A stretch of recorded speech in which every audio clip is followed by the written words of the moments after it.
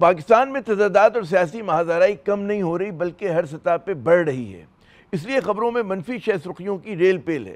خود حکمراں اتحاد میں شامل جماعتوں کے درمیان تناؤ اور بد اعتمادی میں اضافہ ہوا ہے۔ مضبوط اور با اختیار بلدیاتی حکومتوں پر اصولی طور پہ کسی کو اعتراض نہیں ہونا چاہیے، لیکن اس معاملے پہ متحدہ قومی موومنٹ اور پاکستان پیپلز پارٹی ایک دوسرے کے مد مقابل ہیں۔ دلچسپ بات یہ ہے کہ جی دونوں ہی جماعتیں با اختیار بلدیاتی نظام کو ملک کے لیے ضروری قرار دیتی ہیں۔ پیپلز پارٹی کے 2024 کے انتخابی منشور میں با اختیار بلدیاتی نظام کا وعدہ کیا گیا تھا، لیکن اس کی عملی تصویر سندھ میں آپ کو کہیں نظر نہیں آ رہی۔ شہری سندھ ہو یا دیہی سندھ، معیار زندگی، شہری سہولیات اور انفراسٹرکچر میں وہ پنجاب سے بہت پیچھے ہے۔ ایم کیو ایم کے سربراہ خالد مقبول صدیقی نے پیپلز پارٹی پر الزام لگایا کہ شہر کے ماسٹر پلان کو کرپشن پلان میں بدلا جا رہا ہے۔ انہوں نے کہا کہ جی شہر پر 17 سالہ قبضہ ختم ہونا چاہیے اور اب وہ ان کی جماعت کراچی کا مقدمہ عدالت، ایوان اور سڑکوں پہ لڑیں گے۔ کہ ایک اور شب خون اس شہر پہ مارا جا رہا ہے اور اس کے ماسٹر پلان کو اپنی مرضی سے کرپشن کے پلان میں تبدیل کرنے کی کوئی سازش کی جا رہی ہے۔ اس شہر کا مقدمہ ایک طرف ایوانوں میں، دوسری طرف عدالتوں میں، اور ضرورت پڑی تو سڑکوں پہ بھی لڑا جائے گا۔ نوشتہ دیوار چیخ چیخ کے کہہ رہی ہے کہ اس شہر پر 17 سال کے قبضے کو اب ختم ہونا چاہیے۔ خالد مقبول صدیقی صاحب کے شکوے شکایت اپنی جگہ، لیکن ایم کیو ایم عرصے سے نظام کا حصہ ہے۔ یہ پی ڈی ایم کے دور اول میں بھی حکومت میں تھی، آج بھی ماشاءاللہ حکومت میں ہے۔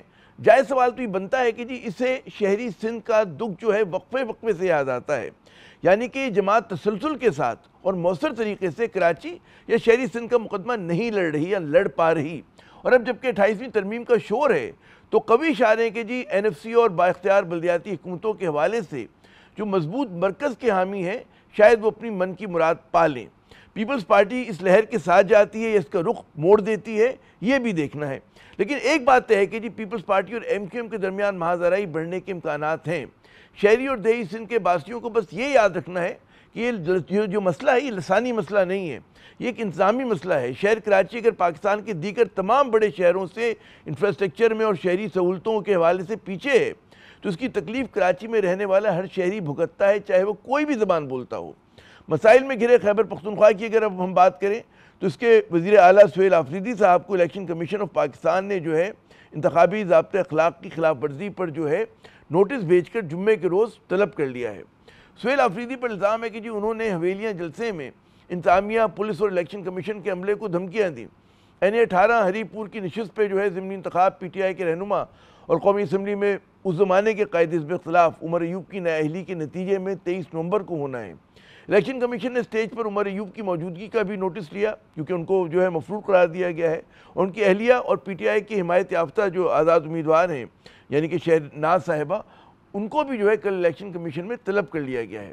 ویسے سہیل آفریدی آج 7ویں مرتبہ عمران خان سے ملنے ڈیالہ جیل پہنچے، مگر ملاقاتیوں کی فہرست میں نام شامل ہونے کے باوجود وہ سابق وزیر اعظم سے ملاقات کرنے سے محروم رہے۔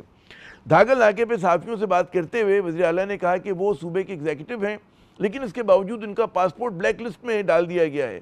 ان کا کہنا تھا کہ جی گزشتہ روز قانونی طریقے سے دھاندلی روکنے کا کہا تھا، جس کو غلط رنگ دیا گیا اور سیاق و سباق سے ہٹ کر پیش کیا گیا۔ 7ویں دفعہ ہے کہ میں یہاں ڈیالہ جیل آ رہا ہوں اور اپنے لیڈر، اپنے قائد جناب عمران خان صاحب سے ملاقات کرنے کی کوشش کر رہا ہوں، لیکن آج بھی مجھے ملنے نہیں دیا گیا۔ میں نے کہا کہ جس دن سے الیکشن اناؤنس ہوا ہے آج تک میں نے کسی ایڈمنسٹریشن کو یا پولیس کو کال نہیں کی کہ آپ لوگوں نے فلانے کو سپورٹ کرنا ہے یا فلانے کے اگینسٹ جانا ہے۔ میں نے کہا کہ دھاندلی نہیں ہونی چاہیے، لیکن انہوں نے وہ چیز میرے گلے ڈال دی ہے۔ تو جناب سہیل آفریدی صاحب کا موقف اپنی جگہ، لیکن سب سے پہلے ہم بات کرتے ہیں 28ویں ترمیم کے خد و خال اور بلدیاتی اداروں کو بااختیار بنانے کی کوششوں کی۔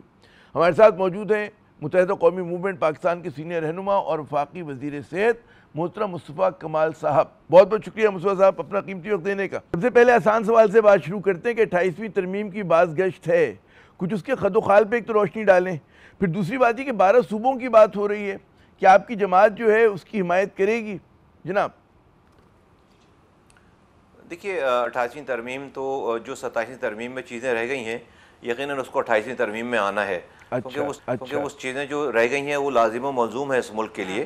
NFC ایوارڈ کے حوالے سے جو فائنینشیل ارینجمنٹ ہے اور لوکل گورنمنٹ کا یہ جو بل ہے ہمارا آرٹیکل 140A کی تشریح کرنا، یہ ملک اس وقت جو ہے وہ چل نہیں پا رہا ایڈمنسٹریٹولی، کیونکہ جتنی بھی اچھی پلاننگ آپ جو ہے وہ صوبوں کے دار الخلافوں میں کر لیں بیٹھ کر، کراچی، لاہور، کوئٹہ اور پشاور یا اسلام آباد میں بیٹھ کر یا وفاق میں، اس کو ٹرکل ڈاؤن کرنے کے لیے کوئی وہیکل موجود نہیں ہے، اور جس کی وجہ سے جو آرٹیکل 140 ہے اس کی روح صحیح سے امپلیمنٹ نہیں ہو پائی۔ تو ہر حال میں اب ملک میں اس بات کی ضرورت ہے کہ آرٹیکل 140A کی تشریح کی جائے، اور یہ جو میکنزم ہے اختیارات اور وسائل کو نیچے جانے کا، جس کے تحت یہ وفاق سے صوبوں کو گیا 18ویں ترمیم میں، وہ صوبوں سے ڈسٹرکٹ کو جانے کا میکنزم بھی ایک دفعہ آئین میں لکھ دی جائے یہ والی بات، تاکہ ہر صوبائی حکومت اپنی مرضی سے اس کی تشریح نہ کرے۔ اور دوسری بات جو NFC ایوارڈ کے حوالے سے پوائنٹ تھا اس 27ویں ترمیم میں، جس کو ڈیفینیٹلی اس پہ نہیں ہو پایا کنسنسس، تو اس میں اس کو بھی ٹھیک ہونا ہے، کیونکہ 57% جب آپ نیچے دے دیتے ہیں ڈیویزبل پول میں، تو وفاق تو پہلے دن بینک کرپٹ ہے، وفاق کو فوج کو پیسے دینے ہیں، وفاق کو قرض واپس کرنا ہے، وفاق کو جو اس کا انٹرسٹ واپس کرنا ہے، پھر جو وائٹ ایلیفنٹ جن کو کہتے ہیں آپ، جو ہمارے ادارے ہیں، PIA ہے، اسٹیل مل ہے اور ریلوے ہے اور سو آن اینڈ سو فورتھ، اس کو بھی وفاق نے پیسے دینے ہیں۔ تو ڈیفینیٹلی صوبوں کو اس میں اپنا کنٹریبیوشن جو ہے وہ ڈالنا پڑے گا، ورنہ وفاق کمزور ہو رہا ہے۔ اچھا، تو اس میں اور جو 12 صوبوں کے حوالے سے قیاس آرائی ہے، اس کے اوپر کچھ آپ روشنی ڈالیں گے؟ دیکھیے قیاس آرائی تو میرے سامنے، میں اس کے اوپر گفتگو نہیں کرنا چاہوں گا قیاس آرائی پہ، لیکن میں ایک بات یہ کہنا چاہوں گا، جو ہم نے بات کی ہے کہ دیکھیں ہم صوبوں کی ڈیمانڈ نہیں کر رہے، لیکن ہم تو اپنے لوکل گورنمنٹ کی ڈیمانڈ کر رہے ہیں۔ لیکن اگر صوبے جو ہے وہ اس لوکل گورنمنٹ کے اختیارات اور وسائل جو کہ آئینی طور پر ہمارا حق ہے 10 سالوں سے نہیں دے رہا، اب اس پہ اگر مخالفت کریں گے تو پھر ہم صوبوں کی بات کرتے ہیں کہ پھر ٹھیک ہے، تو پھر بھائی پاکستان میں اگر یہ صوبے اگر یہ ریجڈنس دکھا رہے ہیں اور ہمیں حقوق نہیں دے رہے ڈسٹرکٹس کو اور ٹاؤن کو، تعلقوں کو، تو پھر ان صوبوں ایڈمنسٹریٹو صوبے بننے چاہیے پھر۔ لیکن اگر یہ اختیارات اور وسائل نیچے چلے جاتے ہیں، 18ویں یہ ترمیم آرٹیکل 140A میں اس کو آئین کا حصہ بنا دیا جاتا ہے۔ اور میں کیوں کہہ رہا ہوں بھائی، پنجاب کی پوری اسمبلی نے یونی ووکل ہو کر قرارداد پاس کی ہے کہ اس کو آئین کا حصہ بنایا جائے، فیڈرل کیبنٹ جو ہے وہ یونی ووکل کہہ رہی ہے کہ اس کو آئین کا حصہ بنایا جائے، وزیر اعظم جو ہے وہ فلور آف دی ہاؤس پہ کہہ رہے ہیں کہ یہ ہونا چاہیے، جو پارٹیز منع کری ان کے انڈیویجولز لوگ کہہ رہے ہیں کہ اس کو ہونا چاہیے۔ تو اب تو یہ ہونا ہے اس کو، اگر اس میں اگر وہ رکاوٹ ڈالیں گے اور اپنی ہٹ دھرمی دکھائیں گے، تو پھر ہم یہ کہتے ہیں کہ پھر صوبوں کو پھر صوبے بنائے جائیں، پھر اگر یہ نہیں کرے تو پھر صوبے بنائے جائیں، اس کے لیے پھر آئینی ترمیم کی جائے۔ گزشتہ 2 پروگرامز میں بیک ٹو بیک میرے پاس کل بھی شادیہ مری پروگرام میں، اس سے پہلے نثار کھوڑو صاحب تھے، ایک بات جو چیز سامنے آئی، شادیہ مری صاحبہ نے کہا کہ جی پیپلز پارٹی جو ہے مطلب ہے 140 سے 1 کے اوپر ہم لوگ گفتگو کے لیے تیار ہیں، لیکن انہوں نے یہ کہا کہ جی جو MQM یہ کہہ رہی ہے، متحدہ کہہ رہی ہے کہ جی it was parts and parcel of 27th amendment, وہ ایسی کوئی بات نہیں تھی، تو ہمیں تو اس بات کا علم نہیں ہے، اور جو ہمارے سامنے پیش کیا گیا تھا اس میں ایسی کوئی چیز نہیں تھی، یہ ان کا کہنا ہے۔ آپ وزیر قانون جب کیبنٹ میٹنگ سے باہر نکل کر انہوں نے بریفنگ دی ہے، آپ کے پاس اگر وہ کلپ نہیں ہے تو میں بھی بھیج دیتا ہوں، 1 منٹ 8 سیکنڈ کی کلپ ہے، مجھ سے نہ سنیں، ان سے سن لیں کہ یہ ہے نہیں ہے پارٹ۔ وزیر قانون ہے، ملک کا وزیر قانون، کیبنٹ میٹنگ سے یہ 27ویں ترمیم سینٹ میں پیش ہونے سے 10 منٹ پہلے جو انہوں نے پریس کانفرنس کی ہے، اس پریس ٹاک کو سن لیں کہ وہ وزیر قانون کیا کہہ رہے ہیں۔ اور میں کیبنٹ کا حصہ ہوں، تو پوری کیبنٹ میں اگر 2 گھنٹے کی جو ہے وہ ہے میٹنگ، تو 1 گھنٹے تو اس کے اوپر ڈسکشن ہوئی اور اپروو ہوا ہے۔ پھر جو اسٹینڈنگ کمیٹی جہاں پر یہ بل گیا تھا، وہاں پر 2 دنوں میں تقریباً 8 گھنٹے تو جو ہے وہ لوکل گورنمنٹ کے اوپر ڈسکشن ہوئی، ہمارے نمبر بھی وہاں پہ پورے تھے، تو کیسے کہہ سکتے ہیں کہ اس کا نہیں ہے، حصہ نہیں ہے۔ اچھا ایک اور بات دیکھیں 27 یہ آپ کو دیکھیں آفیشیلی لیگلی یہ جو ریکارڈ کے طور پہ بتا دوں، اگر کوئی یہ 26ویں آئینی ترمیم میں ہماری یہ ترمیم آرٹیکل 140A والی جمع ہوئی تھی، وہ اس وقت کی 26ویں ترمیم میں منظور نہیں ہوئی اور چلی گئی وہ اسٹینڈنگ کمیٹی میں۔ یہ جو 27ویں آئینی ترمیم ہے اس کے ڈاکومنٹ میں آپ کو یہ نہیں نظر آئے گی، کیونکہ وہ تو آلریڈی پارک ہوئی ہوئی تھی وہاں پہ جہاں پہ 27ویں ترمیم کو جانا تھا۔ جب وہ سینٹ سے پیش ہو کر اس اسٹینڈنگ کمیٹی میں چلی گئی لا اینڈ جسٹس کے، وہاں پہ ہمارا بل یہ پہلے سے پڑا تھا، وہ کلب ہو گیا، یہ ڈیسیجن تھا۔ اچھا اچھا اچھا، ایک اور بات جو مجھے تو لگا کہ امید کی کرن ہے کہ پاکستان پیپلز پارٹی یہ کہہ رہی ہے کہ جی 2024 کے منشور میں مضبوط اور با اختیار بلدیاتی ادارے جو ہیں ان کا بالکل پارسل آف ان کے منشور کا تھا. اب ظاہر ہے کہ اس میں آپ کو امید کی کرن نظر آتی ہے کہ ان سے بات ہو سکے کہ جو آپ فرما رہے ہیں کہ جی وہ ایک ریجڈ ان کا رویہ ہے، اس میں آپ کو لگتا ہے کہ لچک آ جائے گی؟ وہ کہتے ہیں جی بات تو ہم ہر چیز پہ کرنے کو تیار ہیں اور 140A کے اوپر بھی بات ہو سکتی ہے، تو کوئی آپ کو امید کی کرن نظر آ رہی ہے یہاں پر؟ عامر جیسا مجھے امید کی کرن اس طرح نظر آتی ہے کہ اب پاکستان جو ہے وہ اس نظام میں، موجودہ نظام میں آگے نہیں چل رہا، اور جب ہم مجبور ہو جاتے ہیں تو ہم فیصلے کرتے ہیں. اب یہ میری خواہش نہیں ہے، اب یہ پاکستان کی مجبوری ہے. یہ بات تو ہم پچھلے 2 دہائیوں سے کر رہے ہیں، لیکن اب وہ ٹائم آ گیا ہے، ایسے ہی ٹائم آ گیا جیسے اگر آپ کو میں یاد کراتا چلوں کہ جب اس سندھ میں ہم زرعی ٹیکس لگانے کی بات کرتے تھے تو پورے یہ ہمارے دوست جن کا آپ ذکر کریں یہ اسی طرح سے ناراض ہو جاتے تھے جس طرح سے ابھی لوکل گورنمنٹ کے اختیارات پہ ناراض ہوتے ہیں. ٹھیک ہے، لیکن حالات کے ستم ظریفی دیکھیں کہ ایک وقت آیا پاکستان جب بینک کرپٹ ہونے لگا اور IMF کی ضرورت پڑی تو IMF نے کہا کہ بھائی جب تک آپ اپنے ملک میں زرعی ٹیکس نہیں لگائیں گے جب تک ہم آپ کو پیسے نہیں دیں گے. تو اس زرعی ٹیکس کے لگانے کا اعلان انہوں نے وزیر اعظم شہباز شریف صاحب سے نہیں کروایا. آج سے 2 سال پہلے جو پہلے PDM-1 کی حکومت تھی اس میں زرعی ٹیکس لگانے کا اعلان زرداری صاحب، محترم زرداری صاحب نے، جو کہ صدر پاکستان ہے، ان سے کروایا انہوں نے. تو وہ پارٹی جو زرعی ٹیکس پہ ناراض ہوتی تھی وہ خود جو ہے وہ اعلان کر رہی ہے، کیا اس نے. آج زرعی ٹیکس پورے پاکستان کے سارے صوبوں میں آفیشلی قانون پاس ہو کر لاگو ہے. اسی طرح سے میں کہہ رہا ہوں کہ دیکھیے بلوچستان کی اگر آپ مثال لے لیں، وہاں پر سیکیورٹی آپریشن چل رہے ہیں. MNA-MPS کا علاقہ 2 دن اگر وہ سفر کریں تو ان کا سفر ختم نہیں ہوتا، ختم ہو جائے گا. علاقہ جو ہے وہ ان کا نہیں ختم ہوتا، ایک کونے سے دوسرے کونے پہ نہیں جا سکتے. ایسی جگہوں پہ آپ کیسے لوگوں کی داد رسی کر سکتے ہیں، لوگ گڈ گورننس پہنچا سکتے ہیں؟ وہاں پر اگر لوکل گورنمنٹ ہوتی ہے، اختیارات وسائل نیچے ہوتے، تو MNA-MPS کے نہیں بھی اگر جا پا رہے تو وہاں پر ہر یونین کونسل میں کچھ نہ کچھ کرنے کا ہوتا. پھر لوگ پہاڑوں پہ ہتھیار لے کر نہیں چڑھتے، پہاڑوں پہ نہیں جاتے، لوگ جو ہے دھرنوں پہ نہیں بیٹھتے، لوگ جو ہے وہ آپس. جی اچھا، آپ لوگ کی طرف سے جو آئینی تجاویز ہیں اس پہ کہیں سے مزاحمت کا آپ کو خطرہ ہے کہ پیپلز پارٹی جی ان چیزوں کو مان لے گی لیکن ان چیزوں پہ جو ہے وہ بالکل قائل نہیں ہوگی؟ کچھ چیزیں آئینی اور جو فائنینشیل اختیارات ہیں لوکل باڈیز کے، کیا وہ مطلب ہے آسانی سے چھوڑنے کو تیار ہوگی؟ سندھ بلڈنگ کنٹرول اتھارٹی کیا دوبارہ کراچی بلڈنگ کنٹرول اتھارٹی ہو جائے گی؟ سندھ وہ جو آپ کا سالڈ ویسٹ مینجمنٹ ہے وہ کراچی سالڈ ویسٹ مینجمنٹ ہو جائے گا؟ ہائی ڈینسٹی سندھ کا بنا ہوا ہے کراچی کے نام پہ، مطلب کراچی میں ہی وہ فنکشن کرتے. یہ چیزیں آپ کے خیال میں مل سکتی ہیں دوبارہ شہر کو جو نکل گئی ہیں اس کے ہاتھ سے؟ دیکھیے اگر میں ابھی تو یہ ہمارا مسئلہ نہیں ہے، ابھی یہ مسئلہ ہے کہ ملک کو چلانا اور بچانا ہے یا تو یہ کرنا ہے. نہیں کرنا ہے تو پھر تو یہ میرا مسئلہ نہیں ہے. میرے MQM والوں کے گھروں میں سونے کی اینٹیں نہیں لگ جائیں گی اس آرٹیکل 140 کے ہونے سے. ہم تو جو ہمارا حشر ہے وہ تو حشر ہے. یہ تو اب ملک چلانے سب لوگوں کا جن کا یہ ملک ہے، جو سب سے بڑے سٹیک ہولڈرز ہیں، ان کو یہ زیادہ سوچنا اور جاننا ہے کہ اب یہ کسی پارٹی کی خواہش کا مسئلہ نہیں ہے کہ اچھا وہ نہیں مانتے تو ملک تو ڈیٹیوریٹ ہو رہا ہے.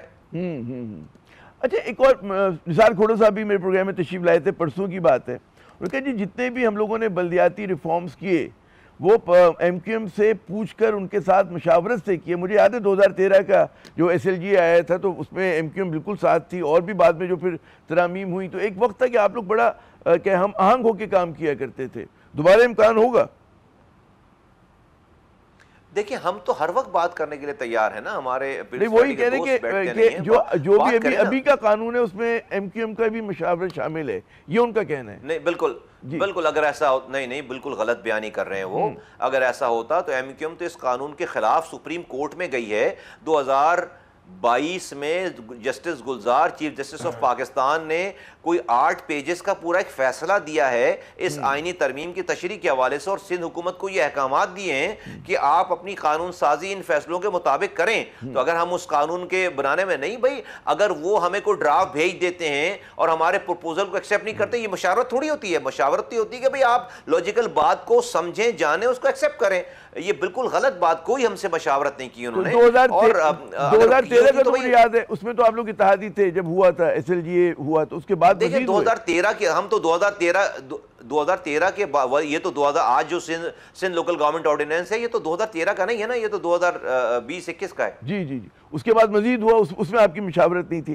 اچھا ذرا سا سمجھائیں ہمارے مطلب ہے جو ویورز ہیں کہ کون سے, اگر یہ جو آپ کی بات مان لی جاتی ہے اور یہ ہو جاتی ہے آئینی ترمیم ہو جاتی ہے, تو کون سی چیزیں جو ہیں شہری حکومت کو مل جائیں گی کراچی کے کانٹیکس میں؟ اگر آپ بات کریں کہ یہ ادارے جو ہیں کراچی کے پاس آ جائیں گے اور سارے. جی دیکھیے دنیا میں جو رسومات ہیں, جو نارمز ہیں, وہ سارے جو لوگ, پانی کا ادارہ ہے, سیویج کا ادارہ ہے, سالڈ ویسٹ کا ادارہ ہے, بلڈنگ کنٹرول ہے, ماسٹر پلان ہے, ماس ٹرانزٹ ہے, روڈ بنانا ہے, سالڈ ویسٹ مینجمنٹ کا سارا ادارہ ہے, ہاسپٹلز ہیں, ایجوکیشن ہے سیکنڈری لیول کی, پرائمری لیول کی, یہ سب جو ہے وہ لوکل گورنمنٹ کے ادارے ہیں. پروونشل گورنمنٹ جو ہے وہ یہ کام نہیں کرتی, دنیا میں کہیں پہ بھی نہیں کرتی. آپ جا کے دنیا کے نارمز اٹھا کے دیکھیں نا, جہاں پر جن ملکوں کی جمہوریتوں کی ہم مثال دیتے ہیں, آپ کے پاس اگر آج پھر آپ الیکشن نہیں کراتے, آپ 10-10 سال 5-5 سال الیکشن نہیں آج بھی ملک میں لاہور کا کوئی میئر نہیں ہے, پنجاب میں کوئی لوکل گورنمنٹ نہیں ہے, سندھ میں ہے تو لوڑی لنگڑی جو ہے وہ یہاں پہ 2010 میں میرا ٹینیور ختم ہوا تھا, 2015 میں جا کے الیکشن ہوئے, 5 سال آپ نے الیکشن ہی نہیں کرا, پھر 2020 میں ٹینیور ختم ہوا, 2023 میں جا کے الیکشن کرائے, 3 سال الیکشن نہیں کرا. آپ سوچ سکتے ہیں 4 دن آپ کے نیشنل اسمبلی کے الیکشن اگر آپ ڈیلے کر لیں تو آپ کا آئین, قانون, دین, اسلام سب کچھ آپ کو جو ہے وہ خطرے میں پڑ جائے گا. یہی سارے سیاستدان مل کر آپ 5-5 سال 7-7 سال آپ لوکل گورنمنٹ نہیں کراتے, جس کا تعلق ڈائریکٹ جو ہے وہ لوگوں سے, عام لوگوں سے, اور آپ کہتے ہیں آپ کے یہاں جمہوریت ہے. کیسی جمہوریت ہے یہ؟ تو یہ بالکل. اور پھر میں آپ کو کراچی کی مثال دوں, کراچی کو 1999 تک ڈیویزبل ڈائریکٹ او زی ٹی میں پیسے ملتے تھے, ڈائریکٹ او زی ٹی میں ڈسٹرکٹ گورنمنٹ کو پیسے آتے, پورے پاکستان کو آتے. 1999 میں پاکستان کے بزنس کمیونٹی جمع ہو کر, نواز شریف صاحب اس وقت وزیر اعظم تھے, ان کے پاس گئے, انہوں نے کہا جی آپ ہمیں ہماری گاڑیوں کو چنگیوں پہ نہ روکا کریں, آپ جی ایس ٹی میں ایک پرسنٹیج ہم سے کاٹ لیں یکمشت, اور وہ آپ ڈسٹریبیوٹ کر دیا کریں. 2.5% ڈیسائیڈ ہو گیا کہ جی ایس ٹی کا 2.5% جو ہے وہ کاٹا جائے گا, اور وہ ڈائریکٹ ٹرانسفر ہوگا ڈسٹرکٹ کو. ہوتا تھا 2006 تک یہ ڈائریکٹ ٹرانسفر ہوتے رہے او زی ٹی کے اوکٹرائز ضلع ٹیکس میں. 2006 میں ڈیسائیڈ کیا گیا کہ جی ڈی پی کا نہیں, اب 1/6 آف جو ہمارا جی ڈی پی ہے پورا, اس کا 1/6 جو ہے وہ کاٹ کر ڈائریکٹ جو ہے وہ ہم ڈسٹرکٹ کو دیں گے. دیتے رہے 2010 تک یہ پیسے دیتے رہے. پھر کراچی کو کے لیے انفراسٹرکچر ڈیولپمنٹ سیس, جو کہ پورٹ پہ ہمارے لیے پیسے جمع ہوتے ہیں, وہ کچھ پیور کراچی کا پیسہ ہے. پھر آپ این ایف سی ایوارڈ لیتے ہیں. پروونشل فائنانس کمیشن جو ہے وہ 2007 تک آخری پروونشل فائنانس کمیشن تھا, اس کے بعد کوئی پروونشل فائنانس, یہ 3 مد میں پیسے, او زی ٹی والے پیسے, سیس والے پیسے, اور N F C P F C award, N F C کے بعد پی ایف سی ایوارڈ والے پیسے. یہ پیسے پہلے ڈائریکٹ ڈسٹرکٹ گورنمنٹ کو ملا کرتے تھے. 7ویں این ایف سی ایوارڈ میں 2010 میں یہ سارے پیسے صوبوں نے کہا کہ آپ ہمیں دے دیں, ہم ڈسٹرکٹ کو بانٹ دیں گے. وہ جو اس وقت سے لے کر آج تک 1 روپے انہوں نے ڈسٹرکٹ کو نہیں دیا, سارے پیسے ان کے پاس جا رہے ہیں. ہمارا یہ مطالبہ ہے آئین میں لکھ دو کہ جب این ایف سی ایوارڈ ہو تو میرا پی ایف سی ایوارڈ سارے ڈسٹرکٹ کا وہیں سے دو.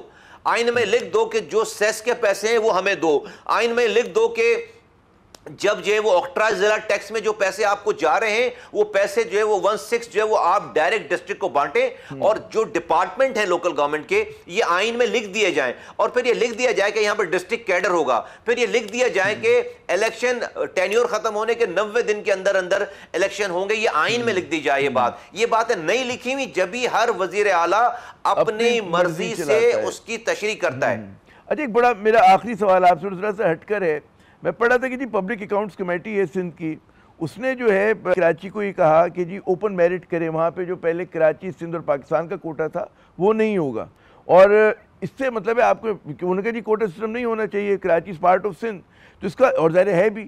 تو کیا آپ ہی سمجھتے ہیں کہ کوئی امید ہو چلیے کہ سندھ میں جو کوٹا سسٹم ہے ملازمتوں کے حوالے سے اور دیگر معاملات کے حوالے سے اس کے خاتمے کی کوئی امید ہے؟ کیونکہ وہ بھی موو جو کیا نثار کھوڑو صاحب نے کی یہ بات. جی نہیں, کوٹا سسٹم تو اور ورسٹ ہو گیا نا. پہلے تو 40% شہروں کو کوٹا دے دیتے تھے ڈومیسائل کے اوپر. اب تو یہ ہو گیا کہ جب دیہی کوٹا 60% ختم ہو جاتا ہے تو شہری کوٹے پہ بھی جعلی ڈومیسائل بنا کر وہ جابز بھی جو ہے وہ بانٹ دی جاتی ہے, شہر والوں کو نہیں دی جاتی. اب تو 100% کوٹا کر لیا ہے سارا.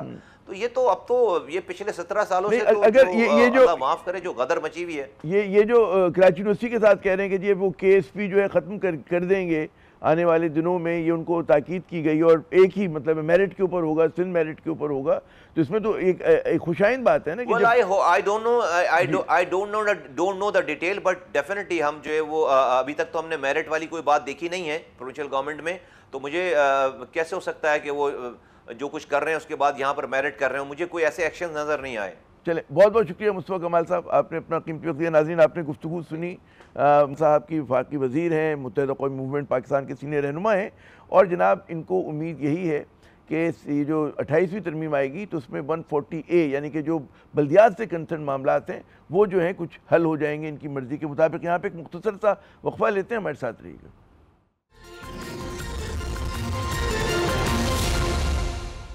پروگرام کے اس حصے میں ہم 3 اہم موضوعات کے اوپر بات کریں گے، 3 خبریں ہمارے پیش نظر ہوں گی۔ پہلی تو یہ، کیا واقعی مولانا فضل الرحمان صاحب کو جو ہے تحفظ آئین پاکستان کا سربراہ بنانے کے لیے کوئی موو ہے؟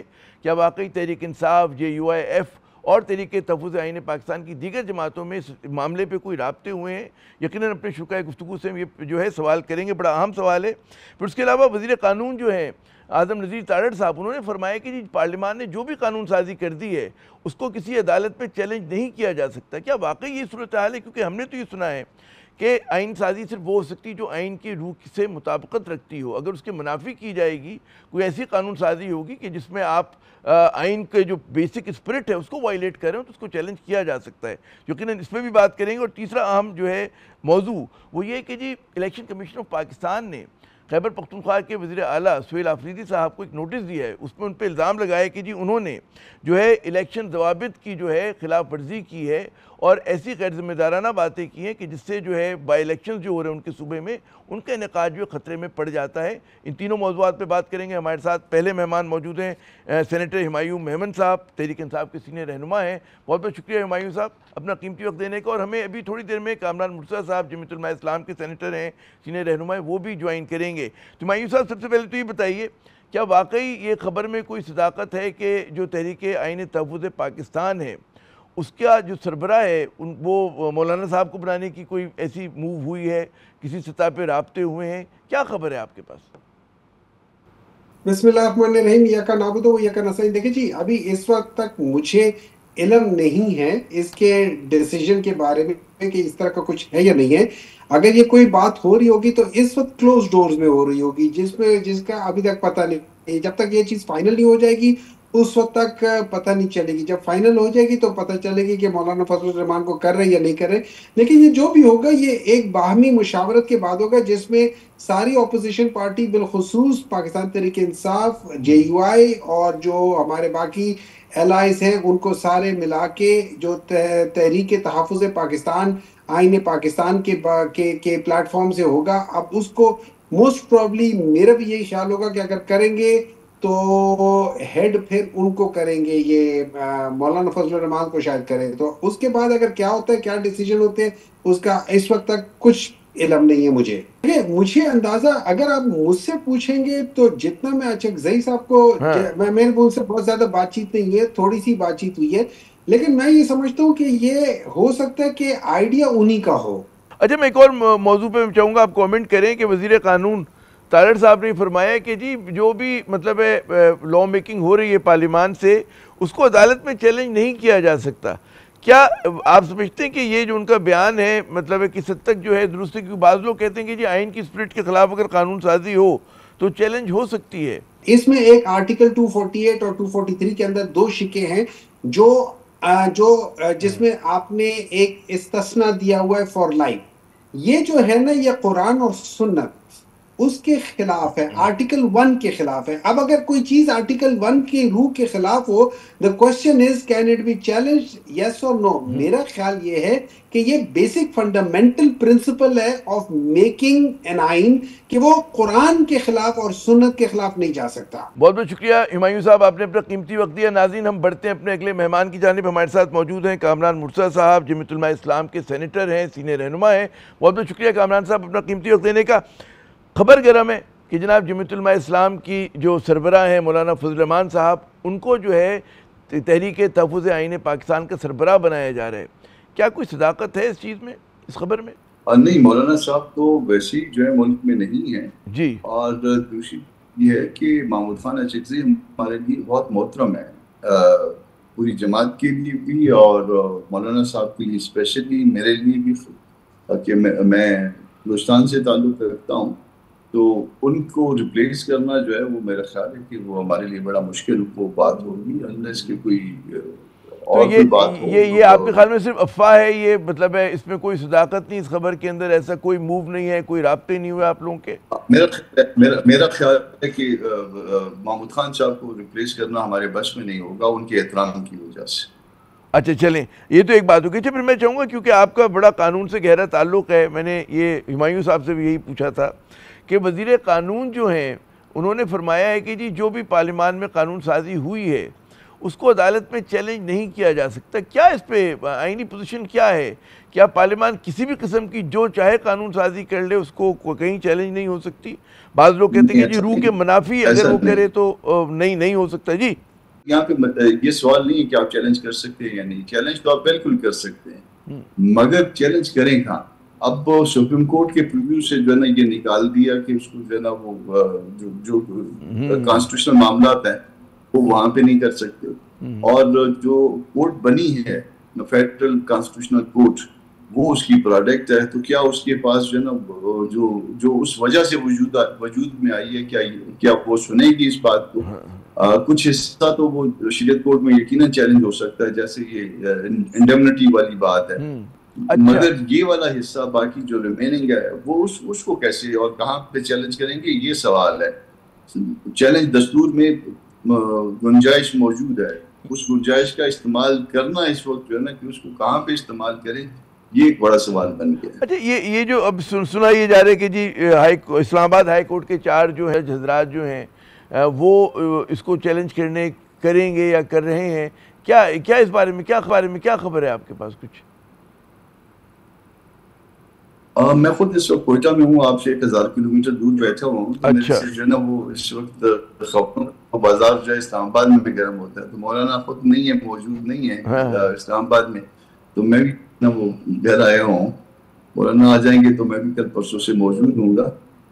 चैलेंज तो वैसे भी हो गई हैं, इस्लामाबाद हाई कोर्ट के अगर कोई जजेस चैलेंज करेंगे तो वो भी चैलेंज तो हो जाएगा, मगर ये सिर्फ एक खबर बनाने की हद तक होगा। चैलेंज तो ऑलरेडी हो चुका है सारा कुछ, कोई अच्छा। और कोई पॉलिटिकल पार्टी इसको चैलेंज करना चाहेगी तो भी हो सकता है, मगर सवाल फिर अगेन यही है कि रिलीफ क्या मिलेगा और कहाँ से मिलेगा, किस फोरम पे करेंगे? बड़ी अहम बात की आपने। अच्छा, फिर एक और मैं चाहूँगा कि ज़ाहिर है कि 28वीं तरमीम की बहुत ज़्यादा बात हो रही है और बिल्कुल जो हमारी हुकूमती पार्टियों के नुमाइंदों से बात हो रही है, वो कह रहे हैं जी डिटरमेंट है, आए 28वीं तरमीम, उसमें NFC भी है, उसमें बल्दियाती निज़ाम भी है, दीगर कई चंद अहम बातें हैं। क्या आप लोग किस तरह से देख रहे हैं हुकूमत को, क्यों एक तो इतनी जल्दी है, और उसके ऊपर आप समझेंगे कि मेरिट के ऊपर आप लोग कुछ तजावीज़ को या तरमीम को आप लोग सपोर्ट करेंगे, जैसे फ़र्ज़ करें मजबूत बल्दियात की अगर बात होती है? जी, बल्दियात वाला जो मामला है ये पोटेंशियल सब्जेक्ट है, वो तो खाली उसको एक सियासी सब्जेक्ट बना के, सियासी इशू बना के उसको यहाँ पे ला रहे हैं। मुमकिन है अपने वोटर्स को सेटिस्फाई करना हो, वरना मेरा अपना ओपिनियन ये है कि ये पोटेंशियल सब्जेक्ट है, और आर्टिकल 140A में जो दे दिया है उसके बाद नीचे जाके कानून साजी भी हो या उसकी इम्प्लीमेंटेशन भी हो, अगर नहीं करते तो ये हमारा कसूर है। वो बात ही कह रहे कि जी 140A की हर सूबाई असम्बली जो है अलग तशरीह कर रही होती है, हर सूबाई हुकूमत या असम्बली जो है, तो अगर उसमें कुछ चीज़ों को गारंटी कर दिया जाए कि जी PFC मिलना ही मिलना चाहिए, इंतखाबात वक्त पे होने चाहिए, अब होता है तो अगर तहफ़्फ़ुज़ आईनी तहफ़्फ़ुज़ प्रोवाइड कर दें। जी, दस्तूर में बहुत चीजों को तहफ़्फ़ुज़ दिया हुआ है, आईनी तहफ़्फ़ुज़ दिया हुआ है, इसके बावजूद वो पूरी नहीं होती है, फिर आप क्या कर लेते हैं? चले वो तहफ़्फ़ुज़ तो दे रहे हैं, यहाँ तो अदम तहफ़्फ़ुज़ के शिकार हैं, यहाँ तो अदम तहफ़्फ़ुज़ का शिकार है, पूरा निज़ाम अदम तहफ़्फ़ुज़ का शिकार है। हम तो ये कह रहे हैं, और स्पेशली बलूचिस्तान में बैठे लोग ये कह रहे हैं कि हमारे साथ कानून के मुताबिक सलूक किया जाए, तो हम तो आर्टिकल 4 को इन्फोर्स करवाना चाहते हैं, हम इससे ज्यादा कुछ भी नहीं चाहते हैं। अच्छा, तो वो आर्टिकल 4 जो है ना इन्फोर्स नहीं हो रहा। अच्छा कामरान साहब, आप क्योंकि बलूचिस्तान में बैठे हैं तो बड़ी ज़्यादती होगी कि आपके सूबे के ऊपर बात ना हो, پاپولیشن کونسل کی ایک بڑی مارکت الارا رپورٹ آئی ہے جس میں یہ کہا گیا ہے کہ جی پاکستان میں جو پسماندہ ترین ڈسٹرکٹس ہیں ان میں سے زیادہ تر کا تعلق صوبہ بلوچستان سے ہے. کیا تبصرہ کریں گے؟ ہاں میں اس کو سینٹ میں بھی اس کو لے جانا چاہ رہا تھا جی. میں نے اس کو کہا ہوا بھی جو میرا کام کرتے ہیں تو میں اس کو سینٹ میں لے جانا چاہ رہا تھا. تو 17 جو نا جو پسماندہ ترین ڈسٹرکٹس ہیں جی یہ تو روتے ہیں نا کہ جی آپ بہت زیادہ حصہ دے دیا. تو پسماندہ ترین ڈسٹرکٹ 17 جو ہے وہ ابھی بھی یعنی ہمارے آدھے ڈسٹرکٹ جو ہے نا وہ پسماندہ ترین ہے پاکستان میں. اور باقی جو پسماندہ نہیں ہے وہ بھی اللہ رحم کرے. کوئٹہ سے باہر نکل کے دیکھیں لوگوں کے پاؤں میں جوتے نہیں. تو اس میں قصور جو ہے وہ صوبائی حکومت کا ہے یا وفاقی حکومت کا ہے؟ وہ کہتے ہیں کہ جی NFC جو ہے پنجاب کو بھی اتنا ہی ملتا ہے, سندھ کو بھی اتنا ہی ملتا ہے, لیکن کیونکہ آپ کے صوبے میں اتنی زیادہ بدعنوانی ہے تو وہاں پر جو ہے چیزیں نیچے تک نہیں پہنچتی, ترقی نہیں ہوتی, اسکولوں میں مطلب ہے نہیں بنتے, یا بنتے ہیں تو بہت بری حالت. میرے صوبے میں جو بدعنوانی ہے ان بدعنوانوں کو کس نے مسلط کیا؟ سوال یہ ہے. مجھے میرے لوگ خود منتخب کرنے کا حق دیا جائے. یہ اہم بات ہے. بہت بہت شکریہ کامران صاحب, اپنا قیمتی وقت دیا آپ نے. لیکن بلوچستان کا مسئلہ جو ہے سرسری طور پہ اس پہ بات کرنا ہمیشہ مجھے بڑا نامناسب لگتا ہے. تو یہ بہت بڑی خبر ہے کہ اگر پاکستان کی پسماندہ ترین ڈسٹرکٹس میں جو اکثریت ہے اگر بلوچستان کی, تو یقیناً اس پہ ایک الگ سے پروگرام بھی ہونا چاہیے جو انشاءاللہ ہم اگلے ہفتے ضرور کریں گے. یہاں پہ ایک مختصر وقفہ لیتے ہیں, ہمارے ساتھ رہیے گا.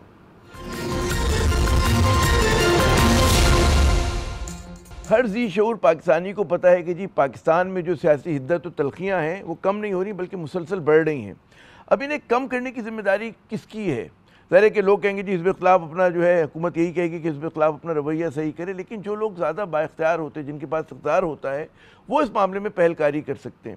لگ یہ رہا ہے کہ جی حکومت جس طرح سے مسلسل اس نے صرف تحریک انصاف ہی نہیں بلکہ اگر آپ حزب اختلاف کی بات کریں جس طرح ان کو دباؤ میں رکھا ہوا ہے, تو اس کے بعد اس کے نتیجے میں یہ تلخیاں کم ہوتی تو دکھائی نہیں دے رہی. اور اگر حکومت واقعی سنجیدہ ہے کہ جی پاکستان کی معیشت درست ہونی چاہیے, پاکستان کو جو ہے اس میں استحکام آنا چاہیے, تو پہلی اس کی شرط یہ ہوگی کہ جی آپ ملک میں سیاسی استحکام لے کر آئیں.